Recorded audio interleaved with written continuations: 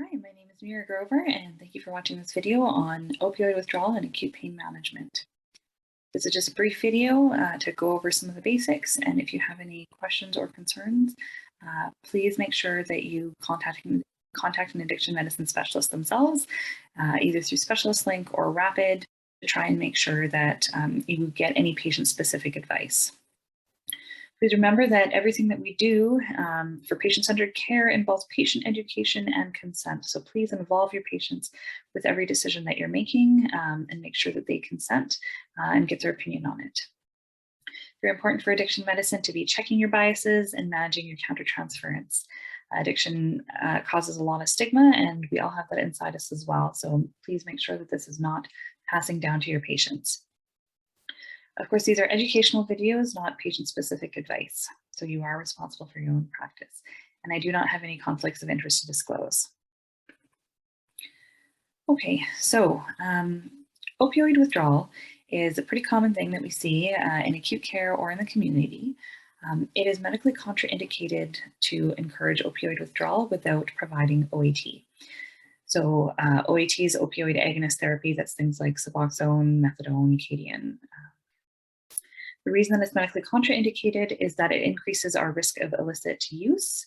And if you're a patient and you're going in cold turkey, much more likely to relapse and then be forced to use illicit substances and then die by overdose because of the lowered tolerance that comes with withdrawing and going cold turkey. So really important to provide that education and ensure that if a patient is still like, no, I don't want any OAT, I want to go cold turkey, that is clearly documented, that you have advised them the risks and that it is against medical advice. There is also iatrogenic opioid withdrawal, which does happen much more than it should. And this is either discontinuation of illicit opioids without opioid replacement. So if a patient comes in and they're sick, they have a pneumonia, they have a broken leg, their earlobe fell off, whatever it is. So they're in hospital and they normally would use illicit substances, and now they've stopped because they're not able to access those substances in hospital. So that is an iatrogenic form of opioid withdrawal. We have to make sure we're treating that.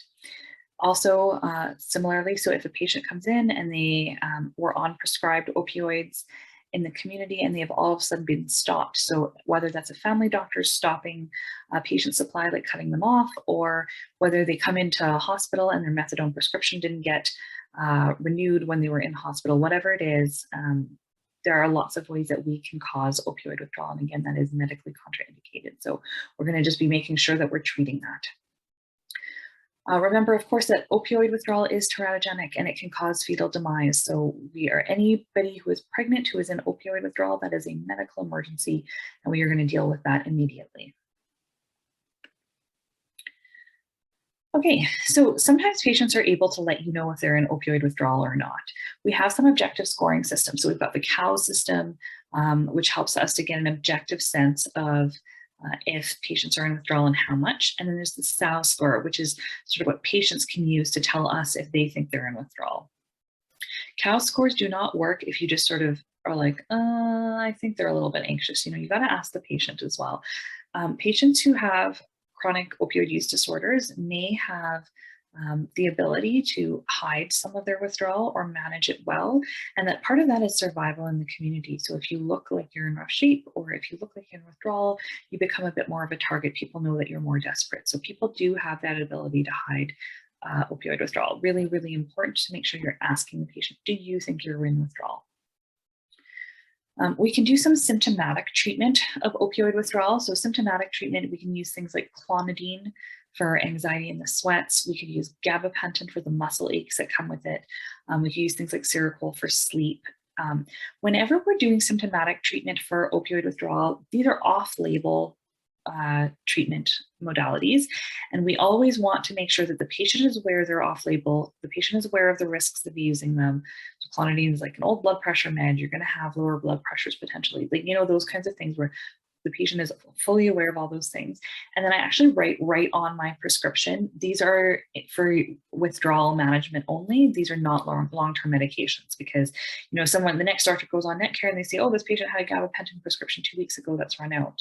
I'm going to refill it. So they may not know that you had only prescribed it for a specific period of time. And so sometimes patients do end up dependent on these medications.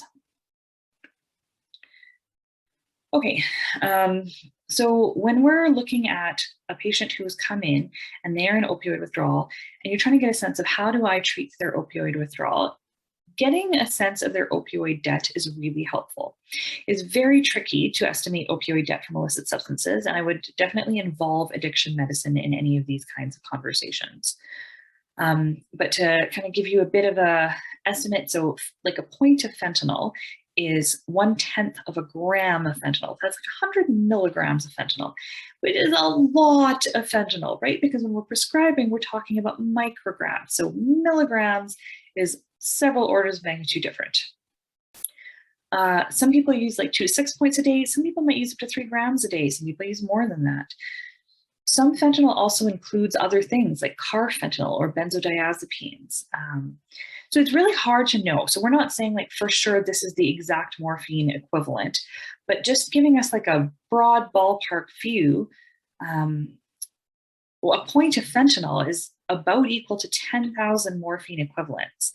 Now we're not just going to give someone 10,000 milligrams of morphine, but it does tell us like, well, if I give them like 20, they're probably not going to overdose. So cross tolerance doesn't quite work that way. So for example, if someone comes in, they use tons of illicit fentanyl, we still don't start their methadone at 100. We still start their methadone low because they could still develop opioid toxicity from a different opioid. Their tolerance is only necessarily to a specific opioid, but it just kind of gives you a sense of they got some tolerance in there, and if you start them at 40 milligrams of methadone, let's say, and they still have a lot of withdrawal, you're not going to be surprised. You're going to be able to supplement with whatever other medication like Cadian or whatever else you need to help manage and mitigate that withdrawal. Okay, so you are unlikely to overdose someone with prescription opioids if they are tolerant to high doses of fentanyl. You're not going to try to do that, but sometimes when patients come in, we're starting them, if we're in acute care, we start them at like 0.5 milligrams of hydromorph and they use 3 grams of fentanyl. So if you're going to start that low, what you're going to do is reassess very rapidly. So 0.5 milligrams of hydromorph, how did that feel? You feel nothing? Okay, let's increase it. Double it to 1. How does that feel? Nothing? Double it to 2. Nothing? 8. I'm very comfortable starting much higher doses when I'm in hospital as an addiction medicine specialist. But if you are just learning, and you're not comfortable, start low, but reassess like every half an hour or an hour to make sure that you are properly treating someone's illicit opioid withdrawal. Because if you are under therapeutic dosing levels and they are not getting out of withdrawal, they are more likely to leave AMA, not get their whatever they came in for treated, and they are more likely to use then illicit fentanyl, which their tolerance may have lowered depending on how long they kind of white knuckled it in hospital, and more likely to overdose on leaving hospital. So again, be very careful. We can cause harm by undertreating opioid withdrawal. Also, a pro tip, get a good sense of why a patient is sleepy. Please see my other video on taking a good addiction history. Meth withdrawal can look like opioid intoxication in the sense that patients look very, very sleepy.